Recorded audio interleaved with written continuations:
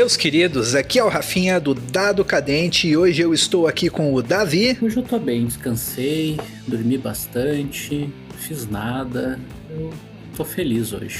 E com o Thiago. Bola de fogo! E nós estamos aqui em mais um papo sobre RPG e rola o dado. Eu falo geralmente do ponto de vista do mestre, né? E da narrativa, da história, porque eu tô mais acostumado a ser mestre.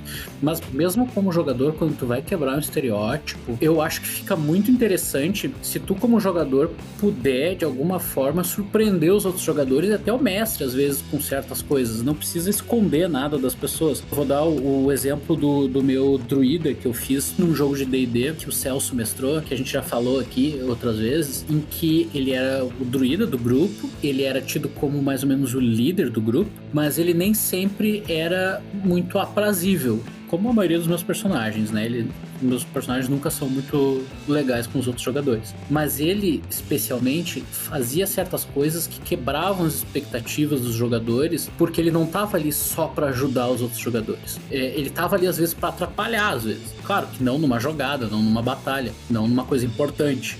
Mas, por exemplo, eu lembro de uma vez que a gente foi entrar numa floresta, do nada eu disse pra todo mundo parar, para. E todo mundo parou e ficou assim, e até o Celso que tava mestrando ficou me olhando. E eu disse, vocês estão vendo aquela mariposa ali naquele caminho? A gente não pode ir por ali. Mas como não? Porque aquele caminho tá amaldiçoado. Mas é o caminho mais curto, mas a gente não pode ir por ali. E como eu era o guia espiritual do grupo, eu fiz todo mundo dar a volta na porra da floresta inteira. A gente demorou 2-3 dias a mais, perdeu ração de viagem, se fudeu e chegamos no mesmo lugar. Mas eu surpreendi o pessoal e surpreendi até o mestre. Então, assim, essas quebras de expectativa acho que são muito importantes, mas eu acho que tu tem que, com a experiência, tu começa a se ligar como fazer isso de forma divertida, sabe? Esse druida aí, era o Seridic, né? Era o Seridic. Teve um dia que ele deixou o Rafinha e o personagem do Rafinha putaço, porque a gente tava nessa busca e a gente ia atravessar o continente. Agora, Queltônia, se não me engano era o nome do continente, tava começando a ficar fracos em suprimentos, né? E o druida, ele foi criar água. E como é que o Seridic criava água? Ele botou o pau pra fora e mijou água. Pura e límpida. E aí o Rafinha olhou aquilo ultrajado, não pode, como assim? Aí eu peguei o livro e disse, olha aqui ó, ele tem que ter pedra pra poder criar água. E o Davi olhou pra mim e disse, pedra nos rins. Eu lembro disso. Pedra nos rins. E vocês beberam água mijada. A gente bebeu. Cara, aquele jogo foi fantástico. Esse é um dos personagens imortais do nosso lore. Eu não joguei esse jogo aí com vocês, não tive esse prazer. Cara, foi divertido. Não foi o D&D mais épico que eu já joguei. Não foi o D&D que eu tinha espada vorpal e montava num grifo. Mas, cara, foi o D&D que eu mais me importava com aquele personagem. Ele era o Kugnir e eu me importava com ele, eu me importava com a vila, porque... Engraçado, é um dos jogos em que eu menos me importava com o teu personagem. Tu vivia babando o ovo do Kugnir. Vamos chamar o homem cujos ombros são mais largos do que as montanhas. Sim, né? Tinha que ter alguém pra bater nos monstros, né? Eu não ia me meter com os bichos. Eu ficava só olhando pros dados do Rafinha assim, tira 20, pelo amor de Deus, tira 20. Aí matava o monstro, agora cala a boca, vai embora, sai daqui, não enche o saco. Mata os monstros pra mim, fica na frente. Esse era o Kugnir. E tinha o personagem do Tom. Cara, quando mataram o cavalo do Tom, cara, porque as águias queriam... Cara, o Tom teve um piti, velho. Como é que foi a história, né? A gente tinha que passar num vale que era guardado por grifos. Águias gigantes. Acho que eram grifos. Águias gigantes. Cara, tanto faz. Era um bicho que matava a gente, tá? A gente iria se fuder. Sim. E aí o meu druida sabia que as águias, os grifos, o que seja, gostavam de cavalos. E aí eu disse... Voltei, né? Galera, olha só. Vão indo na frente, que o cavalo tava nervoso. Eu vou acalmar o cavalo aqui e já encontro vocês. E a galera foi, entreguei o cavalo pros bichos, né? Foda-se. Só que o Tom não sabia. Não, o Tom tava sabendo, mas ele teve um trabalhão pra conseguir aquele cavalo. Ele queria, porque queria dar um jeito, porque ele sabia nesse jogo, né? Ele queria dar um jeito do personagem dele saber. Sim. Cara, ele teve um piti, ele atacou o personagem do Davi. Eu tive que dar um mata-leão nele, botar no barco, amarrar. Mas era um cavalo especial? Não, era só um cavalo. Tá, era o cavalo dele, né? Só as coisas do Tom, e ninguém tira nada do Tom. É sempre assim, né? Pois é. E esse era um jogo que era bem estereotipado, assim, né? Tinha o druida, tinha O Halfling, Ranger, Ladino. tinha o paladino, tinha o guerreiro e por aí vai, né? Mas ainda assim era estereotipado, mas a gente conseguia surpreender, porque a gente não se limitava tanto assim, né? Pois é, mas então eu não joguei esse jogo aí, então eu não tô por dentro do que você estava falando e quem eram esses personagens. Mas eles tinham um grupo bem estereotipado, então... Ele era estereotipado, sim, mas a gente ainda conseguia sair do óbvio, pelo menos, né? Tinha o druida maluco, que era loucaço, que fumava cachimbo, lambia sapo.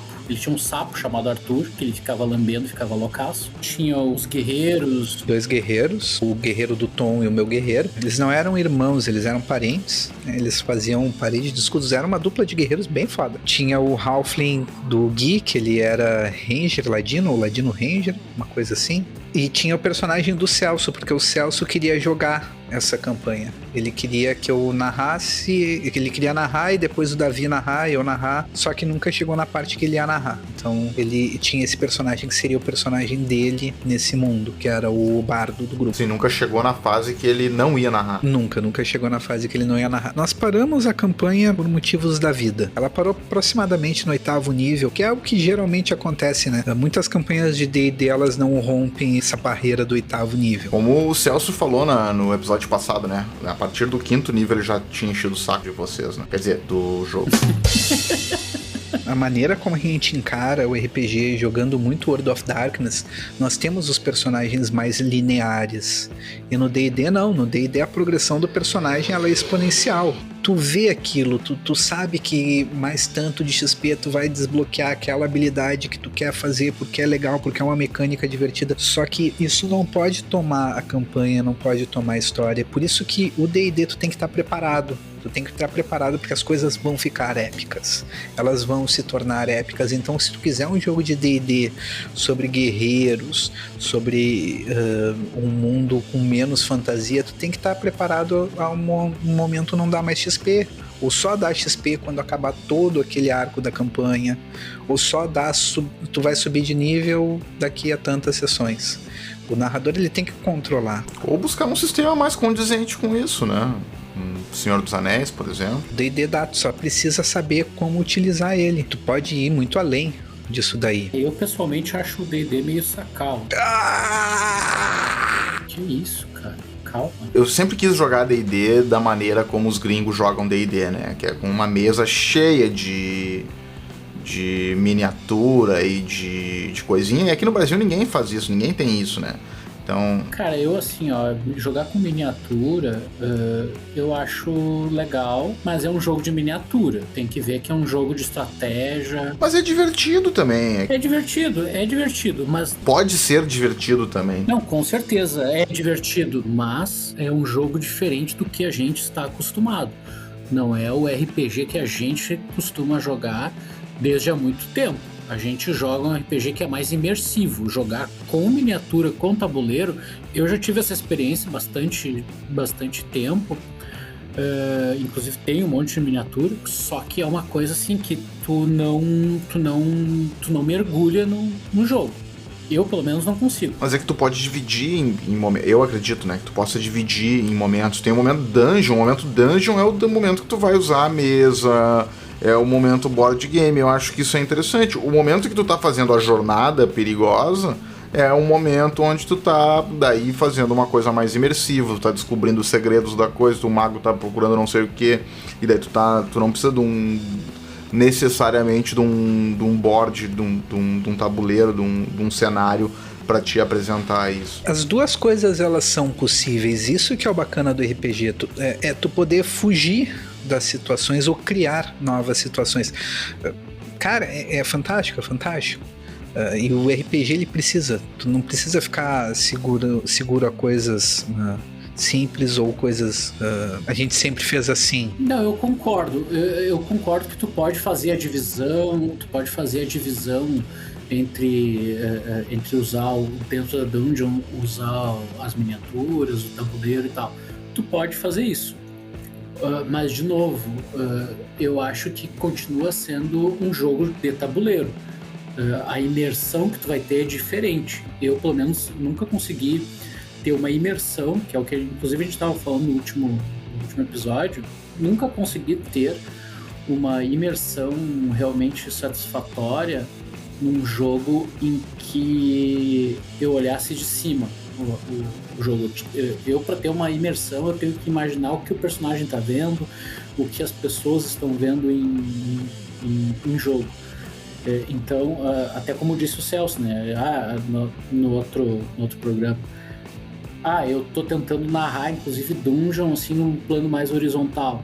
E eu concordo com ele. Sim, ele traz uns slides nos mostrando a visão, como se fosse a visão do personagem mesmo, de baixo para cima, de horizontal, né? Não vertical. Isso é tri, mas é que uma coisa não anula a outra. Eu acho que o que eu tava falando é uma experiência pessoal, assim. Eu não tive essa experiência de brincar de bonequinho em cima da mesa. Eu queria ter essa experiência de brincar de bonequinho, porque é assim que eu imagino o D&D e é assim que eu vejo os gringos jogando D&D, entendeu? E eu acho legal porque o D&D surgiu lá no Dungeons, no Dragon Quest lá, e ele era um board game. É legal ter essa visão e ter as miniaturas e tu poder visualizar os quadradinhos da tua distância e tudo mais, mas também é legal tu tá imerso no game e jogar como a gente joga. Mas como a gente joga eu já conheço, só queria o outro lado. É aquilo que eu já disse aqui, é tu jogar D&D nesse caso. Nesse caso tu não tá jogando RPG, tu tá jogando o D&D, que é aquele jogo que tem aquela mecânica engessada dos bonequinhos. Isso não é ruim, não é melhor nem pior, é um jogo, é como a gente ir jogar Zombicide, por exemplo. Vamos jogar Zombicide, a gente não vai discutir se a mecânica de Zombicide é melhor ou não é melhor. É a mecânica de um jogo, e é o jogo que a gente vai jogar naquele momento. Tu nem precisa ter as miniaturas, né? Tu pode usar outros objetos, mas é legal ter a miniatura do teu personagem. Não, eu quero as miniaturas, eu quero ver um bonequinho de um dragão gigante. Legal. Eu acho divertido, né? Eu fiquei com muitas das miniaturas do Celso aqui, que ele usava na campanha que nós jogamos de Tirania dos Dragões, né? Nós jogamos Tirania dos Dragões do primeiro nível. Nós começamos com os personagens no primeiro nível e fomos pra Tirania dos Dragões, jogamos ela até o final. O Celso narrou toda aquela história, foi muito legal. É um jogo pronto, né? Sim, é uma campanha pronta. Tu jogou, inclusive, Tirania dos Dragões, tu jogou e tu era o Serid. Sim, eu era o Serid. Apareceu lá. Eu acho que o Thiago jogou um pedaço disso aí também. Não. Não? O Thiago nunca jogou D&D na mesa com o Celso narrando. Não joguei. Eu acho que eu trabalhava de noite na época, então eu não tinha como me encontrar com vocês. Eu acho uma forma super legal de jogar, na verdade, assim, jogar tabuleiro. Eu adoro jogar tabuleiro. Só que é bem diferente de jogar RPG. O que eu quero dizer com isso é que tu não pode chegar achando que tu vai ter a mesma experiência que tu teria num jogo mais imersivo, por exemplo, de vampiro. Eu acho que é muito difícil jogar vampiro com tabuleiro. E, inclusive, tem um jogo de vampiro de tabuleiro agora que tá saiu, não sei. O vampiro tá centrado a distâncias, a percorrer, a temáticas ali de jogo na ficha. Eu acho isso muito sacal. Eu acho que o vampiro não combina com um tabuleiro, cara. Eu acho que não. Mas o D&D combina, mas é aquilo que eu disse, né? Eu acho que ele combina num momento dungeon, no momento masmorra, né? No momento castelo, quando tu tá lá dentro pra combate. E daí é um momento onde tu tem conflito atrás de conflito, sala atrás de sala, cômodo atrás de cômodo. Então o mestre usa pra mostrar algumas coisas e pra posicionar bem os jogadores em relação ao combate. Eu acho isso ok, acho bacana. Acho legal, não precisa usar sempre. A gente jogou Vampiro no começo de Nistwolf, a gente tinha alguns grids que a gente utilizava pra posicionar. Veio de Senhor dos Anéis, eu acho que os grids, ou veio de algum outro jogo que o Celso tinha, ou tinha feito pra algum outro jogo. Não, acho que não foi exclusivamente pro Vampiro, mas a gente utilizava pra posicionar os personagens em relação à ameaça. Então, para visualizar algumas situações de conflito, ele é interessante, o grid. A gente não tinha um tabuleiro inteiro, era quadradinhos lá, só para posicionar. A gente usava os dados ou ou outras miniaturas para posicionar os personagens. Tem outra coisa, no Vampiro, quando tem um conflito, quando tu tem uma luta, ela geralmente é mais mano a mano, né? Tu não tem uma grande quantidade de vampiros, uma grande quantidade de lobisomens. Já no D&D, pô, tu tem 16 goblins ali na caverna e tu conseguir fazer com que os personagens entendam qual goblin tá atacando ele, qual tá dentro do alcance, tu fazer isso sem ter um grid é muito complicado. É muito complicado narrar jogo de dungeon com muitas variáveis, com muitos foes, né, com muitos inimigos, se tu não tiver o grid. Sim, mas a própria regra do D&D meio que te obriga a posicionar em situações de combate em cima de um grid. Te incentiva, né? Porque tu tem magia de cone, rola tantos quadrados pra frente, tantos quadrados pro lado. Quem é que pegou na tua magia? E aí também geram discussões, né? Tu falou que o cara tava engajado, mas aí o guerreiro ia estar dentro do meu cone, coisas assim. Sabe o que eu acho que é isso?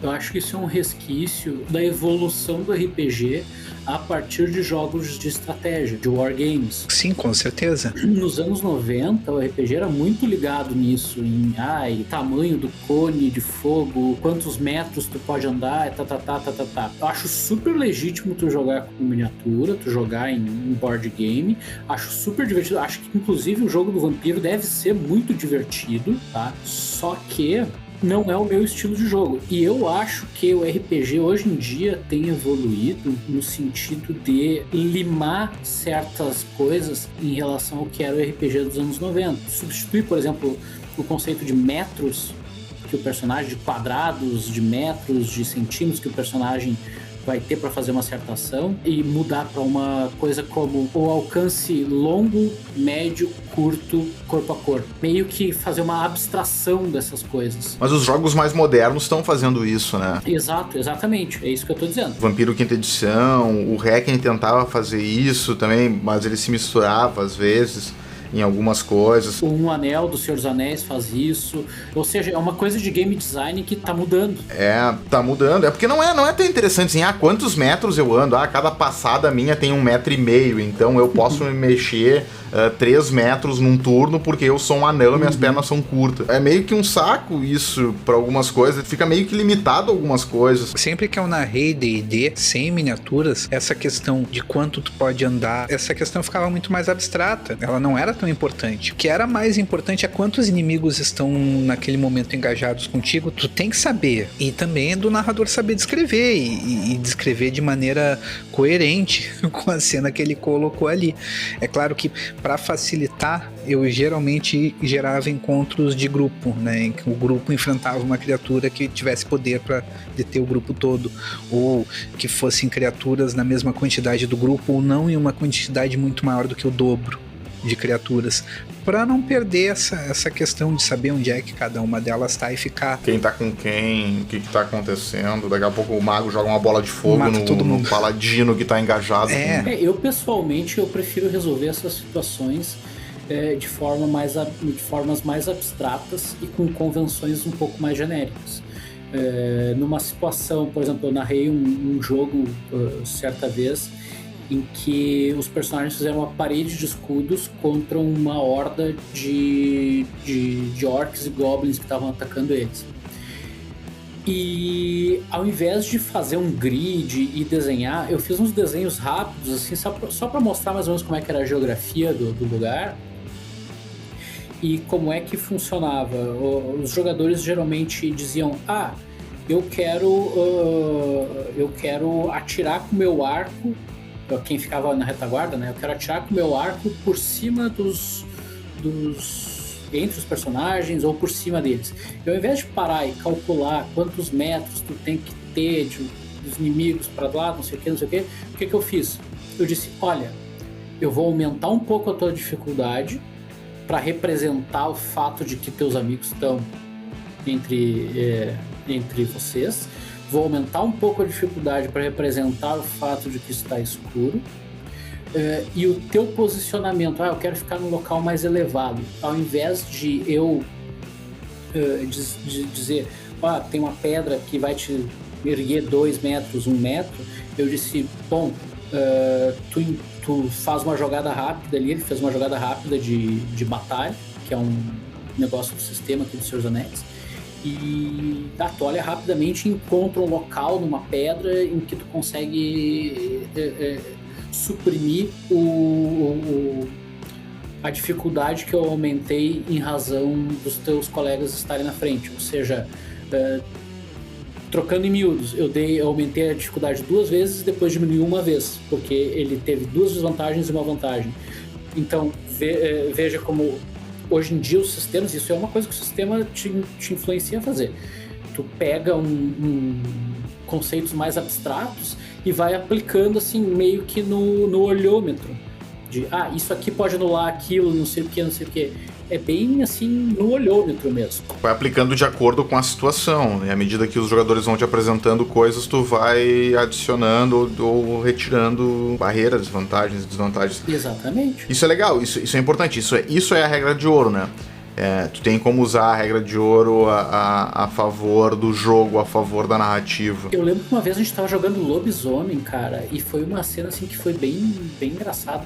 Porque eu acho que era o personagem do Guilherme, o Paranhos, e ele queria pular de um jipe em cima de um caminhão. E o Celso, eu lembro que ele pegou o livro e começou a ler a regra e começou a ver que tu pula 30 centímetros a cada não sei quanto de força. Não, isso e é começamos ruim. a calcular e assim, e no meio disso tudo ele parou e pensou assim, não, para tudo. Pera aí, eu vou ver primeiro se isso é crível. Ele parou assim, olhou a força do personagem do Guilherme. Tá, é crível. Eu vou fazer o seguinte, tá a uma distância como daqui ali, então é uma coisa difícil, bem difícil. Como daqui até o posto Shell. Que era a nossa unidade de medida para jogos na casa do Thiago. Era tudo daqui até o posto Shell que tinha na esquina. Daqui até a porta. Daqui até a porta, exato. Era do tamanho da PP. É uma criatura do tamanho da PP. A PP era o Rottweiler do Thiago, né? Que era um Rottweiler enorme. Então uma criatura do tamanho dela era assustadora.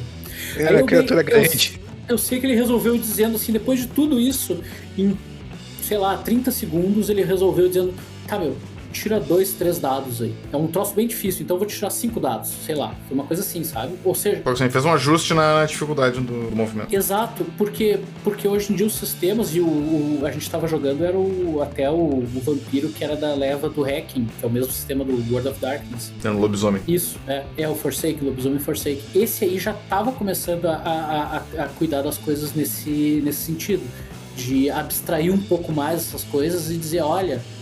Faz uma pondera, não tenta ser tão, sabe? Mas ele tinha, mas não tinha, cara. Exato, Eu lembro que a gente parou para essa discussão aí porque pra saltar tinha realmente um cálculo de quanto tu salta na vertical, de quanto tu salta na horizontal, que era a força vezes o não sei o que, dividido pelo não sei o caralho, a 4 lá.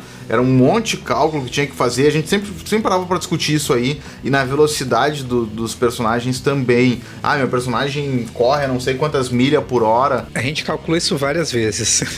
Porque o livro te induzia isso. Exato. No V5 agora tu não tem. Agora é mais abstrato. E abstrato é legal. Agiliza. Cara, eu não preciso saber a quantos quilômetros por hora corre um vampiro com celeridade. Eu não preciso saber a altura que ele pode pular. Eu preciso saber que ele pode pular em cima de um prédio. Isso. É isso. Isso era uma discussão que a gente sempre... Eu sempre era um personagem que eu queria pular nas coisas. Eu acho que isso é um resquício que o Hacking, que o World of Darkness, né, que é essa leva aí do Forsaken, Vampiro Hacking. Não é mais World of Darkness, é Chronicles of Darkness. É um resquício da Máscara. Eu acho que ele é um ponto de transição, assim, né? Ele é um livro bem de transição. Tu vê que ele tem muito da Máscara, como disse o Rafinha, mas ele também ele deu subsídio para muita coisa que veio depois no novo Vampiro, a Máscara, a 5ª edição. Que eu acho que trouxe assim, a melhor regra de alimentação de todos. Tiraram aquela merda, aqueles pontos de sangue, toda aquela besteira e substituíram pela fome. A fome que tem no novo sistema, eu acho que é uma das melhores coisas que a White Wolf já criou. Ela faz muito mais sentido. Eu tenho uma experiência. Se tu precisa parar a história pra ler o livro, já tá errado. sabe? O personagem tá querendo fazer uma coisa, será que ele consegue fazer aquilo? O que vem na minha cabeça agora é o último jogo de vampiro. No nosso jogo de vampiro, às vezes a gente entra ali em umas discussões, tá escrito que o personagem pode ter uma visão, mas quão precisa essa visão? Não tá claro ali. Depende do sucesso nos dados. Então é isso, o que a gente faz? Depende de qual é o sucesso do jogador. E tanto que na última sessão, numa das sessões, o meu personagem teve uma visão completa do que tinha sido o plano dos lobisomens, dos licantropos, no caso, não eram lobisomens. Tá, mas tem uma coisa no V5, cara. Eu li o V5 e eu achei ele um livro preguiçoso para algumas regras. Ele tem várias coisas muito legais, mas em alguns detalhes ele deixa de dar os detalhes. Uhum. Ele não se faz entender em algumas regras, principalmente em efeitos de disciplina, e ele não dá exemplos, que é uma coisa que o Requiem fazia muito bem, e o Vampiro à Máscara também, o da terceira edição, fazia muito bem, que ele dava um exemplo de como usar um determinado poder que poderia ter entendimento ambíguo. Uhum. Então agora ele não dá exemplo, então tem poderes que tem entendimento ambíguo que tu não entende, gera uma discussão infernal. Por exemplo, aquela coisa do Rafinha subir a potência de sangue dele a 100 e ele vai subindo a potência de sangue dele, subindo a potência de sangue dele, subindo a potência de sangue dele, subindo a potência de sangue dele, não tem nenhuma limitação e não faz nenhum sentido, e daí rola toda a discussão. O Rafinha acha que dá pra fazer, que ele fica bombeando sangue ali, turno a turno, e daí eu já acho que não faz sentido nenhum, que ele vai explodir em algum momento. Tem uma limitação muito grande. Mas isso é só um exemplo, tá? Tem vários outros poderes que ele não te deixa claro de como a regra funciona em si. E daí é nesse caso que eu acho que o livro tem um papel importante, e indo ao contrário do que tu falou, eu acho que em alguns momentos, quando a regra não é muito clara, tu tem que pegar o livro pra fazer, e é importante ter o juiz de regras na mesa, que é o cara que tá mais familiarizado com as regras, e ele vai falar, parei, isso aí não pode. Não é assim. E toda mesa tem um cara assim, e no Mago isso acontece muito porque, não tanto no Despertar, mas muito mais na Ascensão, porque o Mago Ascensão ele te deixava muito livre. Era um livro de 500 páginas quase, e que não dizia porra nenhuma sobre as esferas, né? Tu pode fazer o que tu quiser. Só que ele deixava muito aberto.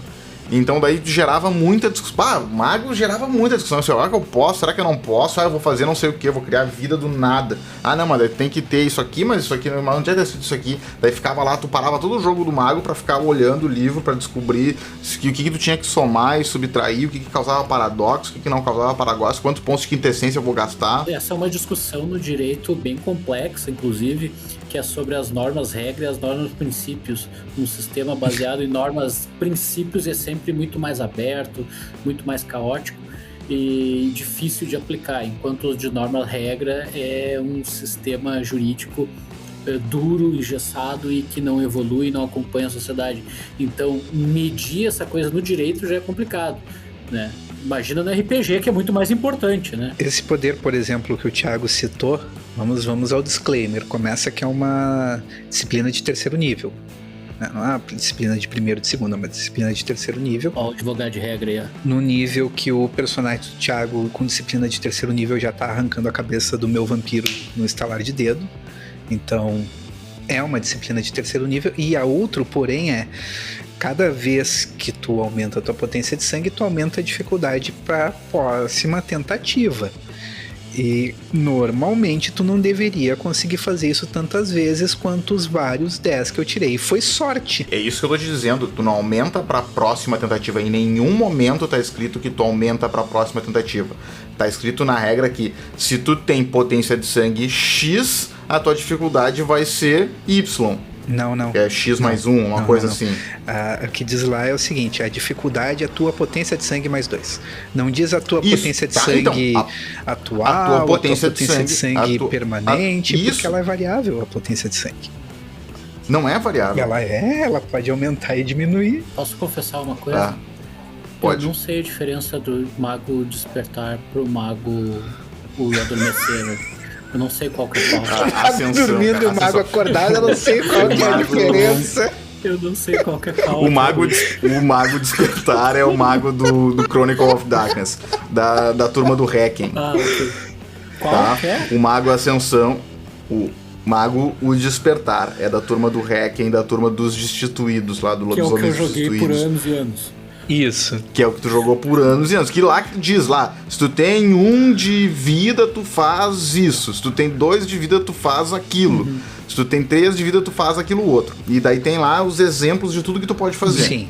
E o mago Ascensão é o mago que está relacionado com o Vampiro à Máscara. Que é o mais antigo. Que é um livro que é o mais antigo, que ele te deixa aberto. Se tu tem vida, tu pode fazer o que tu quiser com vida.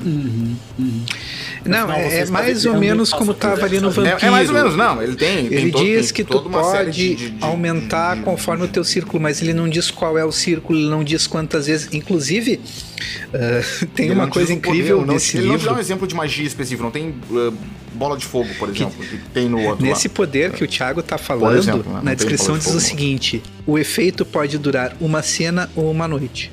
E ponto. Ele não diz quando é que é uma cena e ele não diz quando é que é uma noite. Não diz, ele não diz. Ele diz, pode durar uma cena ou uma noite. Foda-se. Esse aí é um exemplo de advogado de regra que a gente tem no nosso grupo, né? Cara, assim, eu acho essa evolução do jogo, assim, de uma coisa mais mecânica para uma coisa um pouco mais aberta, interpretativa e abstrata, uma coisa bastante positiva. No meu ver, de forma geral, ela é bastante positiva. É claro que, como disse o Thiago, às vezes tem que tomar certos cuidados para certas coisas. Por exemplo, um personagem super poderoso que faz coisas completamente sem limite, como é o mago, talvez tenha que ter limites em certas coisas, como o uso da magia dele e tudo mais. Tu tenha que especificar um pouco mais, assim como o vampiro, os suprinos, tem partes do brinquedo, tu tem que especificar um pouco mais. Mas de uma forma geral, eu acho que tu abstrair certas coisas, como, por exemplo, unidades de metros, de peso, de essas coisas, assim, de forma geral, acho que é muito positivo tu abstrair. E um jogo que... 2 jogos, na verdade, que eu conheci que fizeram isso primeiro, que eu sei, né, pode ter outros, mas que fizeram isso primeiro foi o Um Anel, de novo tô falando dele, e o outro é aquele joguinho que a gente jogou com o Celso de Star Wars, que faz isso muito bem. Foi, na verdade, o primeiro que eu vi fazendo isso. A gente jogou um Cyberpunk com ele, né? Eu não foi sei, uma campanha de Cyberpunk. Não, foi de Senhor dos Anéis. Desculpa, de Star Wars. Sim, Wars. sim. O sistema era... é o sistema Fronteiras do Império, não é? Isso, exatamente. E o que acontece? Esse sistema, ele, por exemplo, ele não tem o alcance da arma 30 metros, 40 metros, 100 metros. Não, é curto, médio, longo. Corpo a corpo. As rolagens desse sistema também eram diferentes, né? Tu podia passar ou podia ter uma vantagem que tu não conseguiu, mas tu conseguiu se dar bem de alguma forma naquela tua tentativa, né? Tipo Dungeon World agora, que tem isso, um sucesso parcial. Eu não conheço o sistema. Esse é o sistema que tem uns dados especiais? Isso, esse mesmo, que tem os pontos de força ali que tu vira. A gente jogou uma campanha, eu não lembro da de Star Wars, a gente jogou uma de Star Wars, eu não lembro muito da campanha, mas a gente jogou uma campanha de Cyberpunk com esse sistema, né? E foi uma campanha fantástica. Eu lembro dos dados e eu lembro de já ter ouvido falar em Star Wars em algum momento da minha vida, então eu acho que eu joguei no programa com vocês. 002, que tu ouviu falar. Star Wars. E inclusive tu aprendeu o que é Star Wars canônico e o que é Star Wars Legends. Isso eu não aprendi, mas eu aprendi o que é canônico e o não canônico. Legends é muito trademark, assim, da Disney.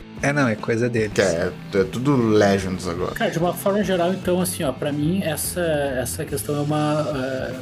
os jogos indo pra o design de jogos indo pra esse sentido mais abstrato, assim, é uma coisa bastante positiva. Mas tem que se tomar cuidados, né? Meus queridos, então hoje teve mais um papo sobre RPG e foi um prazer estar aqui. Bom dia, boa tarde, boa noite.